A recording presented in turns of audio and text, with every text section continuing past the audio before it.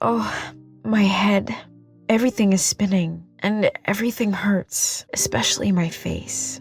I slowly open my eyes and see beige-brown curtains. There's sunlight coming in and out from the curtains that are moving slightly from the wind. There are empty pizza boxes on the ground and what looks like enough beer bottles to drown an elephant. This is not my room. I don't know where I am. But to be honest, this isn't an unfamiliar feeling. Even the things that scare you to your very core, if they reoccur enough, you start to feel like it's part of your life. It becomes familiar and comforting. Ugh, my head. Maybe this is who I am now. Someone who wakes up in strange men's apartments. Speaking of strange men, where is he? Is he behind me? I don't even want to know. I'm going to try to sneak out. Oh, my head. Am I going to be able to do this? I opened up the blanket, and before I took a step out, an arm is swung across my face, locking onto my neck and pushing me down. Oh, my head. Where are you going, baby doll? I looked up to see the brown-eyed, messy brown-haired man grinning at me from ear to ear. He's choking me. You're choking me. You didn't mind it last night. I can't breathe. Stop. You don't tell me what to do. I thought you learnt this last night. We had some fun, didn't we? I'm really choking. I can't breathe. Everything is becoming a blur. Stop. He lets go. You almost killed me, you son of a... I tried to punch him with my right hand, but he grabbed my wrist with his left, and with his right hand slaps me right across the face. You don't learn your lesson, do you? I thought a black eye would teach you a thing or two. That explains the pain. Who are you? I told you, baby. I can either be your dream come true or your living nightmare. I would say the latter fits best. Screw this. I'm leaving. I tried to get up to grab my clothes. He grabbed me, pulled me closer, and tried to kiss me. I tried to fight him off, getting in a punch or two, but in the end, there wasn't much I could do. I bent down to grab my clothes on the floor, but my legs completely gave out. I had no energy left. I gotta get the hell out of here. He's laying in the bed smoking and on his phone. Got what he wanted, and he has no need for me anymore. I grabbed all my stuff and got dressed on the way out. I gotta get the hell out of here. As I was walking out, I managed to keep a straight face, but I was shaking the entire time. By the time I passed the first house, I bursted into tears. I can't believe I let myself get into that position. He could have killed me, and I wouldn't have been able to do anything about it. I passed a few houses and curbs and couldn't walk anymore. I sat down at one of the steps, put my arm on my knees, my head on my arm, and just sobbed. I don't want to go home and get beaten some more. This might not even be the worst thing to happen to me today.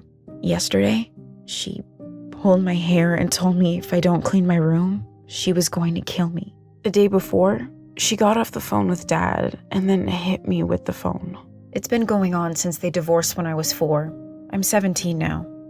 She's like this because he cheated on her when they were married, so she punishes me for it. They were married really young. She was 19 and he was 20. I don't remember what it was like before they got divorced, of course. Her, like this, is all I know.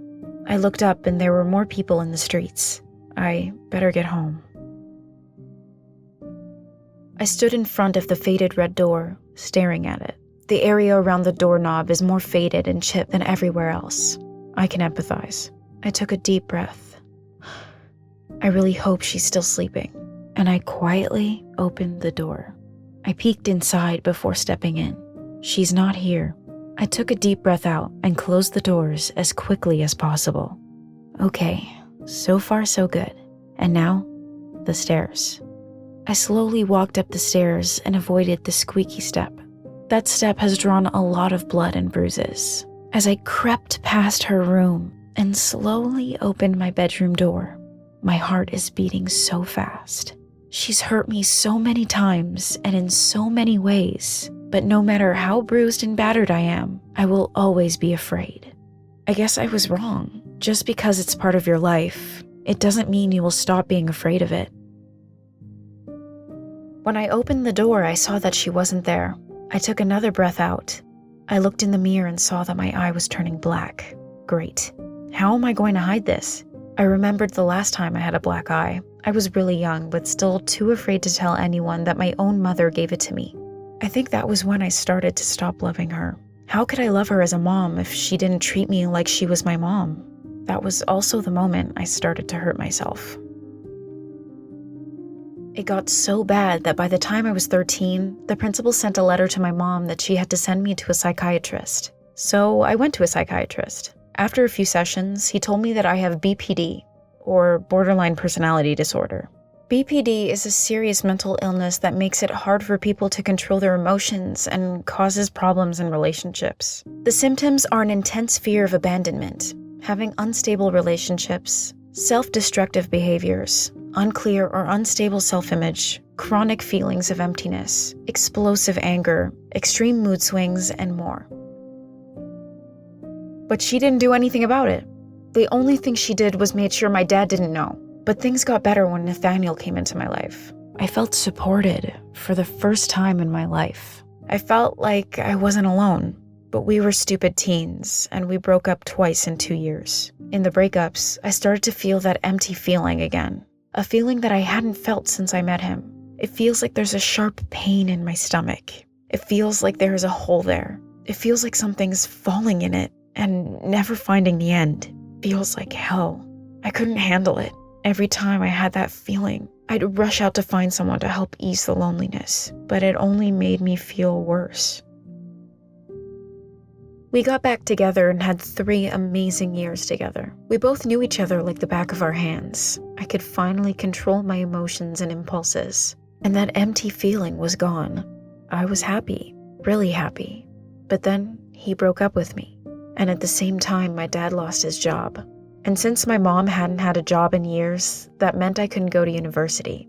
Oh, and we might get kicked out of our house soon because we have no money to pay rents. So here I am, looking at myself in the mirror with another black eye. But it's okay. It's all going to be okay. I'm ready to go. It's been really hard trying to deal with all this alone. I have no medication to treat my depression, so I really am on my own. At one point, when I was standing on the bathroom floor, staring at the pool of blood, I realized that this is the end of my time. Maybe this is a sign that the world is rejecting me and that I shouldn't be in it. I'm just going to give it what it wants. It works out for everyone. And ever since then, it's been kind of a relief. All I had to do was one thing, and then I think she would finally be happy. I laid down gently on my bed and took out the note that I had wrote a few weeks earlier. The first sentence is written. Since there is 45 days left of my childhood, it only seems fitting that I would end everything at the same time. While I was reading it, I fell asleep. I woke up again when I heard the door slam against the wall. It was my mom. She looks pissed.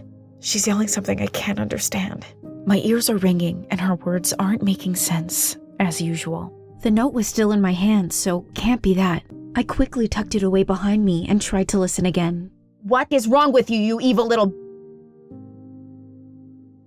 My dad appeared behind her. I didn't even know he was here. He took one look at me and started screaming at her. She seemed actually scared, but as she walked away, she still called him all sorts of names.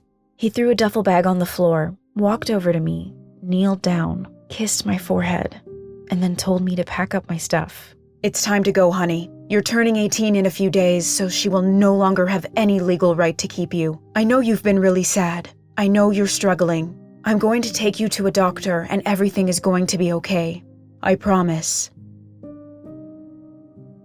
Seeing a psychiatrist helped me immensely. The pills I'm taking really made me feel better, and I'm starting to have a positive outlook on life. My dad got a stable job, which meant I could start studying. I discovered that I love to dance. It's not only a way for me to express myself, but it's extremely therapeutic for me. I'm doing so much better, and I am so glad I didn't go through with my plan. Nowadays, I work as a dance hall teacher. I'm about to begin my 2nd semester at university, and I am planning to participate next year at the Hip Hop International 2019, a dance contest.